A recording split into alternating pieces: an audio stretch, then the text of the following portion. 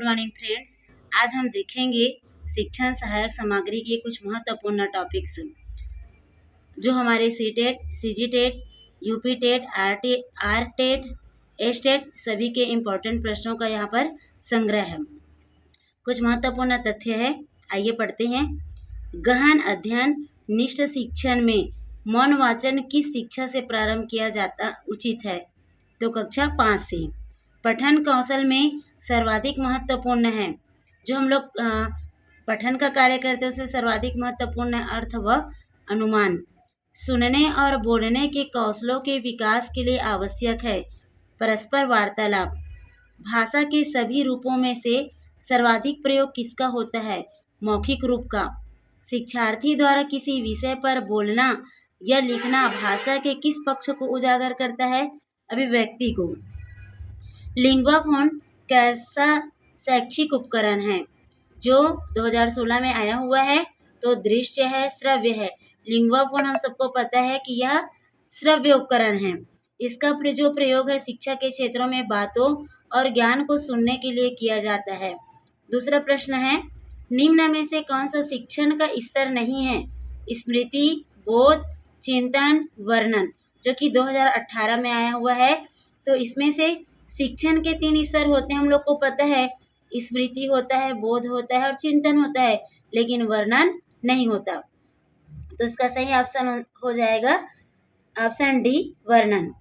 भाषा केवल अभिव्यक्ति का माध्यम ही नहीं बल्कि स्वयं से खाली स्थान का माध्यम है। जो हम लोग भाषा बोलते हैं उसको हम लोग अभिव्यक्त करते हैं और किसके लिखने हैं, पढ़ते हैं, बातचीत करते हैं, सुनते हैं। तो आप सब बताइए क्या होगा इसका आंसर? आप सबको पता होना चाहिए कि भाषा की अभिव्यक्ति केवल हम लोग अभिव्यक्ति का माध्यम नहीं होता बल्कि स्वयं से पढ़ने के माध्यम है। आप मानते हैं कि अलग अलग तरह की सामग्री पढ़ने के अवसर मिलने से क्या होगा? भाषा को विविध संदर्भों में प्रयोग करने की समझ बनती है, व्याकरण सम्मत भाषा सीखने को मिलती है, किताबों के बारे में जानकारी मिलती है, लेखकों के बारे में जानकारी मिलती है। अलग अलग तरह की हम लोग सामग्री पढ़ते हैं तो हमें क्या अवसर मिलता है? तो हमें पता होना चाहिए कि भाषा को विविध संदर्भों में प्रयोग करने की समझ बनती है। क्वेश्चन 5, उच्च प्राथमिक स्तर की पाठ्य सामग्री में अनुवाद सामग्री रखने का उद्देश्य क्या है? तो इसका उद्देश्य है बहुत सी सामग्री से परिचय कराना, हिंदी साहित्य का न होना, अन्य भाषाओं के साहित्य को हिंदी में पढ़ने के अवसर देना, पूरे देश को पढ़ने के अवसर देना, तो अन्य भाषाओं के साहित्य को हिंदी में पढ़ने के अवसर देना। दृश्य श्रव्य सामग्री का प्रयोग तब उपयोगी होता है जब बच्चे उसे बहुत सरलता से समझ सके, उस पर अपनी बौद्धिक प्रतिक्रिया दे सके, उसकी भाषा का अनुकरण कर सके, उसके बोलने की प्रक्रिया को बता सके, तो अपनी बौद्धिक प्रतिक्रिया दे सके। मौन पठन के विषय में धारणा है, इसमें पठन की गति धीमी हो जाती है, एकाग्रचित होकर पढ़ने का अभ्यास होता है, पढ़ने की धीमी ध्वनि होठों से निकलती है, इसे आदर्श वाचन के तुरंत बाद किया जाता है। मौन पठन के बारे में क्या होगा सही आंसर?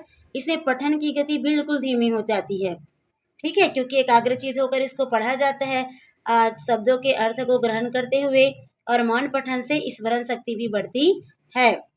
किस प्रकार के बच्चों की शिक्षा हेतु सांकेतिक भाषा का प्रयोग किया जाता है?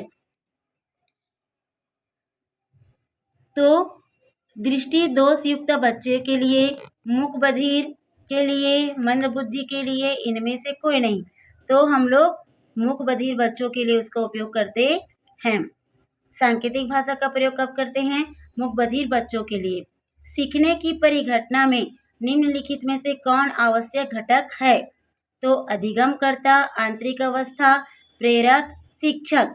सीखने की परिघटन में निम्नलिखित में से कौन सा आवश्यक घटक नहीं है बोल रहे हैं? आवश्यक घटक क्या नहीं है? शिक्षक, क्योंकि अधिगमकर्ता, आंतरिक अवस्था और प्रेरक तो है। पढ़ने की वह तकनीक जिसका उपयोग तालिका में स्थित शब्दावली तथा प्रसंग में किया जाता है, क्या होता है? की रीडिंग, री रीडिंग, स्कैनिंग और स्किमिंग। स्किमिंग का मतलब होता है ध्यान से पढ़ना और स्कैनिंग का मतलब होता है जल्दी जल्दी पढ़ना। तो पढ़ने की वह तकनीक जिसका उपयोग तालिका में स्थित शब्दावली तथा प्रसंग में किया जा सकता है क्या कहलाता है? स्कैनिंग। मीडिया का एक उदाहरण जो अधिगमकर्ता को प्रत्यक्ष प्रस्तुतिकरण के द्वारा अधिगम में सहायक होता है। शैक्षिक टेलीविजन, शैक्षिक प्रसारण, ओवरहेड प्रोजेक्टर, टेलीफोन। तो इसका आंसर क्या होगा? शैक्षिक टेलीविजन। मीडिया का उदाहरण क्या होता है? शैक्षिक टेलीविजन। निम्न में से कौन पठन का प्रकार नहीं है? सस्वर पठन, मौन पठन, अर्थ पठन और द्रुत पठन। इनमें से कौन पठन का प्रकार नहीं होता? अर्थ पठन। संकेत अधिगम के अंतर्गत निम्नलिखित सीखा जाता है, जो कि छत्तीसगढ़ टेट में 2011 में आया हुआ है। संकेत अधिगम के अंतर्गत निम्नलिखित सीखा जाता है: मनोविज्ञान, पारंपरिक अनुकूलन, मनोदैहिक और वातावरण। मोस्ट आईएमपी प्रश्न है अभी सहायक शिक्षक के एग्जाम के लिए कि संकेत अधिगम के अंतर्गत क्या सीखा जाता है? तो पारंपरिक अनुकूलन। अब आगे बढ़ते हैं। विभिन्न कार्य क्षेत्रों से जुड़ी प्रयुक्तियों से विद्यार्थियों को परिचित कराया जाना चाहिए। इस कथन से प्रयुक्ति से तात्पर्य क्या है? विभिन्न भाषा उदाहरण, विशिष्ट भाषा का प्रयोग और भाषा के नियम और शब्दों की उत्पत्ति। विशिष्ट भाषा का प्रयोग करना ही क्या है? प्रयुक्ति से तात्पर्य इसका।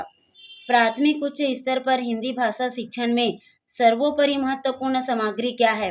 बाल साहित्य। देख लीजिए ऑप्शन में दिया हुआ है अभ्यास पत्रक, पाठ्य पुस्तक, अभ्यास पुस्तिका और बाल साहित्य। तो इसका सही ऑप्शन क्या होगा? बाल साहित्य। देखिए सभी जो प्रश्न है मोस्ट आईएमपी है, क्योंकि ये किसी न किसी एग्जाम में आए हुए हैं। पूरक पठन सामग्री का उद्देश्य क्या है?